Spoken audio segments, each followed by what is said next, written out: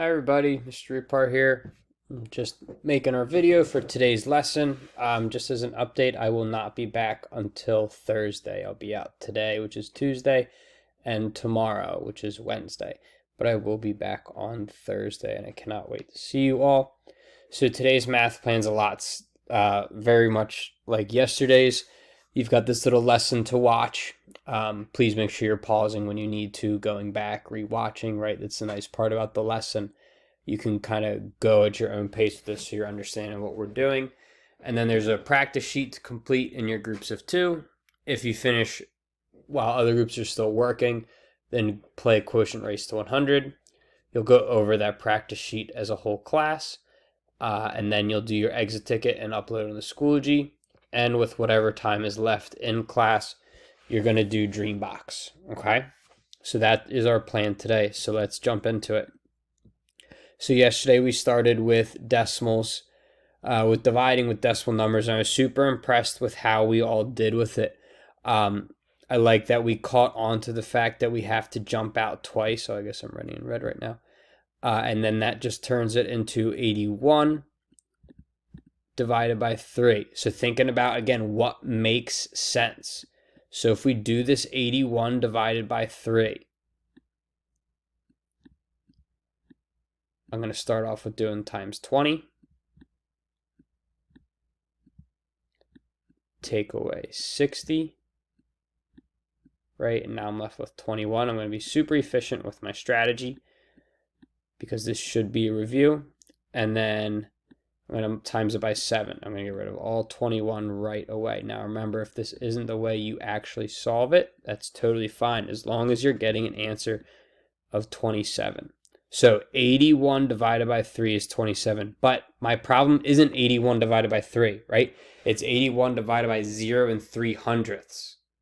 So because the amount I'm dividing into is smaller than 3, it's 2 place values smaller. That means I'm going to be able to fit more groups. So my answer isn't going to be 27, but I have to move it, my place values, out 2 times. So my answer is actually going to be 2,700. Okay? If we look at one of the exit tickets from yesterday, the student did 52 divided by 0 and 13/100ths. I like that this person showed the jumps, right? Okay, I've got to make 2 jumps when I'm done. Did the division, got an answer of 4, right, as we can see right here. And then put the 4 and then went out 2 jumps. So made it 400. So it's very nicely done by the student. A lot of you are doing this, but please make sure if it's here and we make jumps to the right in our answer, we're going to make jumps to the right. Now today what we're going to talk about is now the decimal is in the dividend. So now we're doing 8 1/10 divided by 3. So again, I'm going to bring it out, right? And I'm going to do 81 divided by 3, which we just did the math. So I'm not going to spend time on that again. But we got an answer of 27. Okay? So if 81 divided by 3, this is where we have to think about, does it make sense? You guys have been doing a really good job of thinking about that question when you do your multiplication, your division. Keep that up. Does this make sense? If 81 divided by 3 is 27, 8 1/10 divided by 3, is that going to be more than 27 or less than 27? So if I know 27 times 3 is 81, I need to make 27 less. So now what's going to happen is, because we moved 1 place value out here, when we get our answer of 27, remember there's that imaginary decimal point right there. Always, if there's not one, it's all the way to the right. So because we moved out 1 here, I'm actually just going to move back in 1 here. Okay? So my answer here would be 2 7/10. All right, so I jumped out 1 place value to make it 81 divided by 3. Now I'm going to jump back in 1. Now you may be thinking, whoa, Mr. Rupar, yesterday we would jump out 1 and we would move out 1. But that's because it was in this second number, right, in this divisor.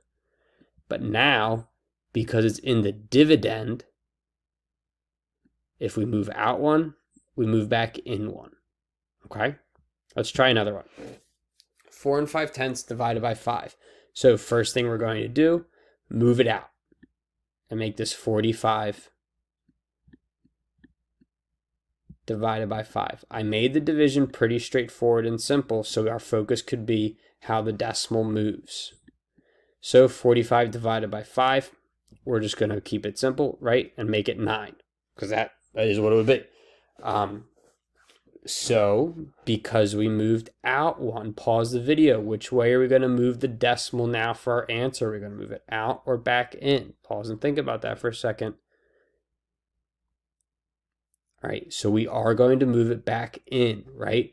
45 divided by 9, or sorry, divided by 5 is 9. But I want 4.5 divided by 5. So we have to make our answer smaller. So we're going to make it 0 and 9/10. Okay? So now if it's 72 divided by 4, or sorry, 0 and 72/100 divided by 4, I'm going to move out 2 times, yes? So now I've got 72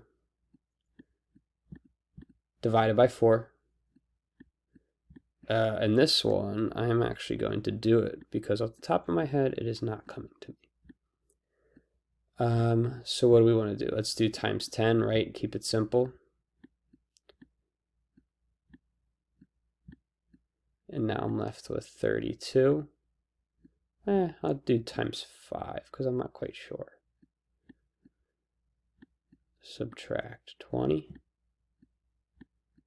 Oh, left with 12. That's a 20. Sorry. It's hard for me to write on my computer. Now I will do times 3. Subtract 12. Left with 0. Okay? So then my answer, to this would be 18.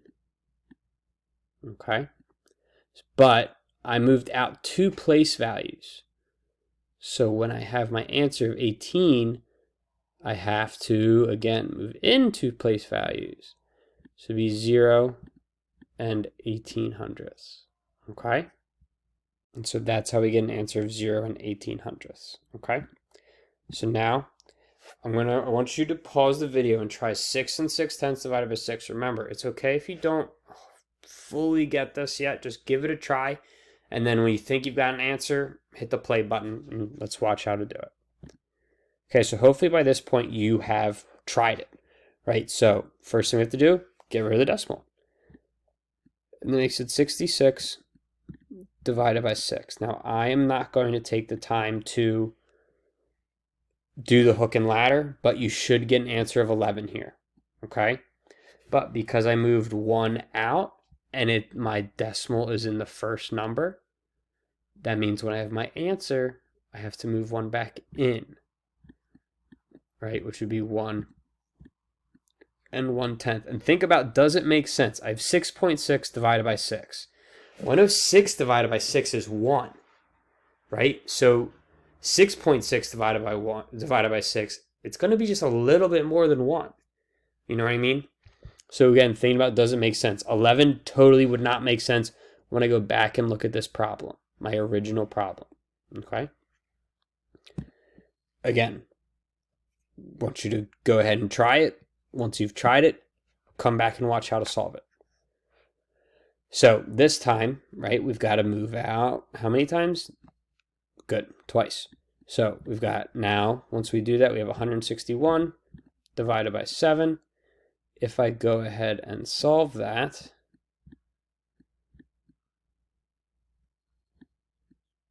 we could do times 20 first, right? That'll knock out a bunch. Get rid of 140 there. And if you did times 10 and times 10, that's fine as well, right? 21, oh, nice. So now I can just do times 3, because I know 7 times 3 is 21.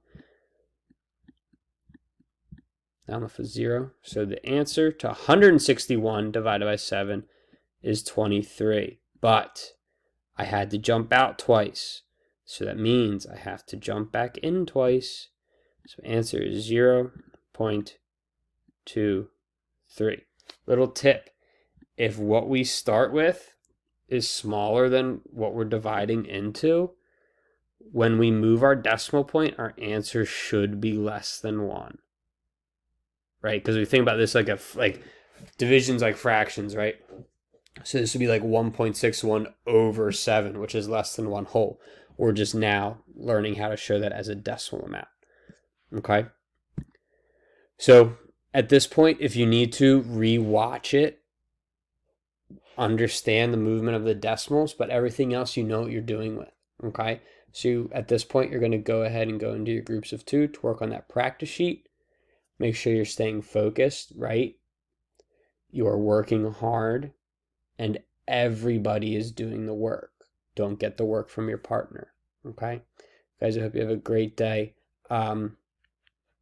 Yeah, make sure we are doing what we're supposed to be doing, and I will see you later. Bye.